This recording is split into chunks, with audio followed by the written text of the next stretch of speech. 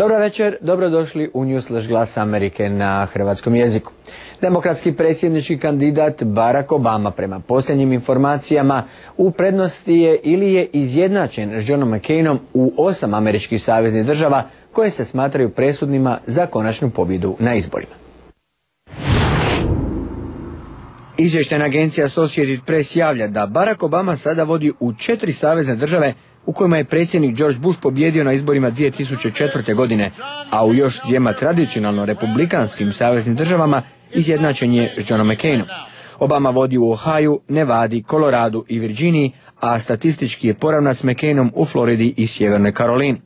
Neovisne ankete sugeriraju da su New Mexico i Iowa, također tradicionalno republikanske države, sada izvan domašaja Johna McCaina. Demokrati se nadaju uvjerljivoj pobjedi Baracka Obame u utorak, dok u McCainovom izbornom stožeru, kako tvrde, još uvijek vjeruju u mogućnost pobjede. Izvori Associated Pressa u Kongresu kažu da neki republikanski čelnici traže od Johna McCaina promjenu strategije, te da svoje izborne skupove održava u saveznim državama u kojima se vode neizvjesna izborna nadmetanja za Senat. McCain bi tako digao ruke od pokušaja osvajanja Bijele kuće kako bi pomogao reizboru republikanskih senatora. U međuvremenu, Barack Obama večeras će se uživo obratiti gledateljima 3 američke televizijske mreže CBS, NBC i Fox u terminu koji je zakupio sredstvima kampanje. McCain će pak gostovati na CNN-u kod Larrya Kinga. Zakupljivanje pola sata televizijskog programa je rijetko u predsjedničkoj kampanji, ali ne i nečuveno. Posljednji put to je učinio neovisni kandidat Ross Perot na izborima 1992. godine. Bostonski Christian Science Monitor, koji je utemeljen 1908. godine, prvi američki dnevnik koji ukida svoje dnevno tiskano izdanje, te će se od sljedeće godine moći čitati jedino na internetu. U tisku ostaje tjedno izdanje. Uredništvo lista objavilo je da će se time postići veća brzina u izvještavanju, a troškovi će biti smanjeni dijelom i otpuštanjem nekih od zaposlenih.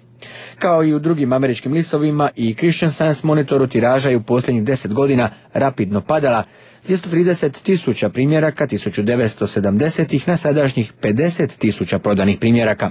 Monitor je inače jedan od prvih dnevnika u Sjedinjenim državama koji je svoj sadržaj počeo objavljivati na internetu 1995. godine, kad je dopisnik tog lista David Rohde bio zarobljen u Bosni i Hercegovini.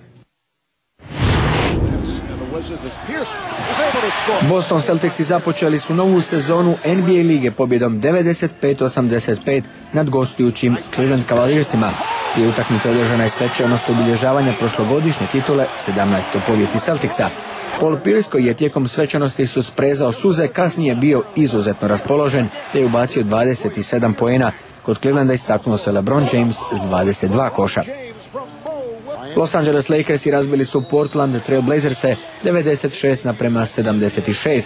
Lakers je do pobjede predvodio, a tko drugi? Kobe Bryant s 23 poena, 11 skokova i 5 asistencija. Iz utakmice izdvajamo i trenutak koji je nasmijao publiku kad je Lamar Odom dodao loptu Saši Vujačiću, koji uopće nije bio u igri. Pripreme za Halloween, odnosno Noć vještica, u petak u punom su jeku. Evo djelića atmosfere iz New Yorka. Umjetnik Hugh McMahon bavi se rezbaranjem bundeva za Halloween već 30 godina, izrađujući najneobičnije likove i oblike. Međutim, njegova najpopularnija djela ove godine jesu 2 lika koja nemaju veze s Noću vještica, američki predsjednički kandidati John McCain i Barack Obama. U Brooklynu u New Yorku McMahon je predstavio svoju vještinu kako bi prolaznici mogli izraziti svoju pristranost, bundevi Obame ili bundevi McCaina. Umjetnik dodaje da je htio zadržati stranačku nepristranost, ali i priznaje da je njegova sklonost Obami možda imala ulogu u ovogodišnjem dizajnu bundeva. Njegove bundeve prodaju se od 75 pa čak do $1000, a kako kaže, za izradu onih složenijih potrebna su mu i do 3 sata. McMahon je i ranije izrađivao bundeve s likovima političara poput Hillary i Billa Clintona, Ronalda Reagana i bivšeg gradonačelnika New Yorka Rudyja Giulianija. Vjerujemo da će se i maske s likovima dvojice predsjedničkih kandidata dobro prodavati u sljedećih nekoliko dana. Bilo je to sve za večeras, hvala na pozornosti i doviđenja.